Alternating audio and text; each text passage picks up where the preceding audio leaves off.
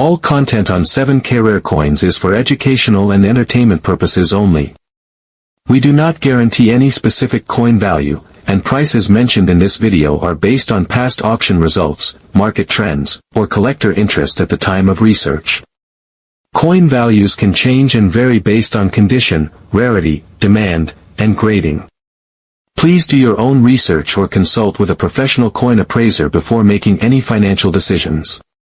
7K Rare Coins is not responsible for any financial gains or losses related to coin collecting or sales. Year/mint, 1968, Denver, mint mark D, Gainesville coins. Mintage, about 91,227,000 pieces minted at Denver. Rarest.org, composition, copper nickel, 75% copper/25% nickel, standard Jefferson nickel alloy. Rarest.org, design note, 1968 was one of the transition years when the U.S. Mint reinstated mint marks, after having none from 1965-67. Also, the mint mark location changed, the D is on the obverse, front, beneath the date/near the right rim, rather than on the reverse, near Monticello, as earlier. Gainesville coins. One of the major distinctions for 1968 D, and 1968 in general, is whether the coin has full steps on the reverse, that is, the steps of Monticello are sharply struck, with all 5 or 6 steps clearly delineated. Most 1968 nickels have weak strike in that area, so those with full steps are rare and much more valuable. Rarest.org, according to sources, there are only 2 1968 D Jefferson Nickels with full steps registered at PCGS. Minor double die/hub doubling varieties have been documented. For example, on Bryan's variety coins there are listings like 1968 D WDDO005, WDDO006, Class 1, rotated hub doubling. These sort of varieties often show subtle doubling on, "In God We Trust," Liberty, or on date, or on initials of the designer, FS, etc. But many are quite slight and may need magnification. There are stray/less common errors. One documented example is a 1968 D Jefferson nickel struck on a blank cent planchet, i.e. coin was struck on a planchet meant for a cent. That's a pretty dramatic sort of error. This one sold at auction graded MS64 red and brown. RPMs, repunched mint marks, may also exist for 1968 D, but none of these seem to be super well known or extremely high premium. While 1968 D is common in many grades, ones with full steps are very rare. Only a couple of them are known to grading services like PCGS. Gem uncirculated examples, MS65, MS66, MS67, do exist. For example, the finest known are MS67. But as grade increases, surfaces, strike, wear, contact marks, etc. often limit how nice coins survive.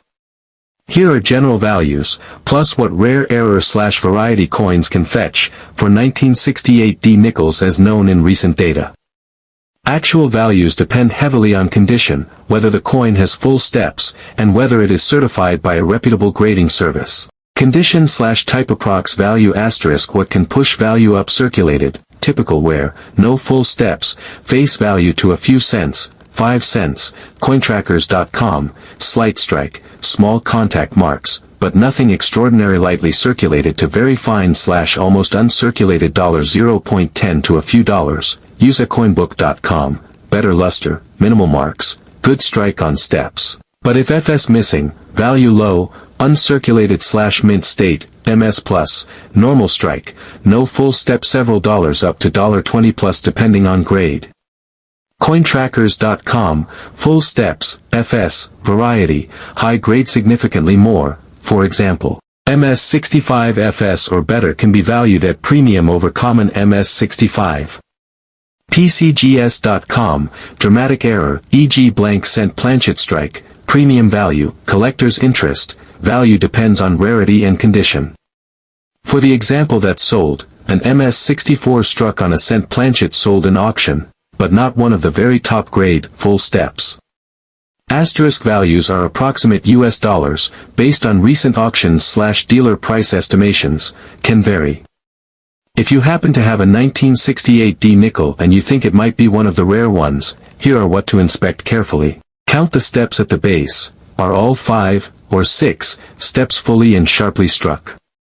Is there softness, or are they worn or flattened? Full steps is a major plus. Doubling. Look at, In God We Trust, the date, 1968, Liberty, and designer initials, FS, for unusual doubling or spreading. Ensure the D charm is clean and correct. Check for overpunching or doubling of the mint mark. If the metal seems off or if the coin seems struck on incorrect planchet, e.g. too light, or composition difference, that could indicate error. Luster, absence of heavy contact marks, corrosion, discoloration, etc. are very important in pushing the value up. Coins graded by major services, PCGS, NGC, generally sell for much more when in excellent condition.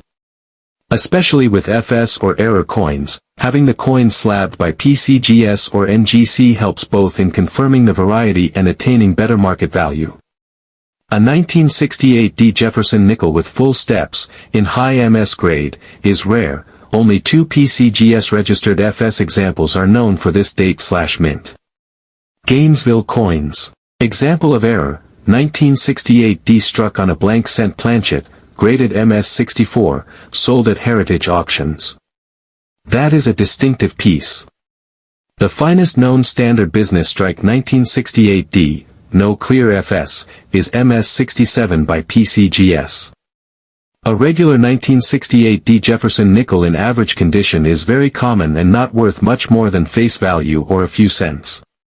If an uncirculated high grade with good strike, then it might be worth several dollars to US $20 or more. If it is a full step specimen, especially with high grade, or an error, planchet error, double die, major anomalies, then it could be worth much more, potentially in the few hundreds or more depending on how extreme/collector demanded the variety is. If you want, I can try to pull up photos of known 1968D full steps coins, or values of recent auctions for those, to give you a sharper benchmark.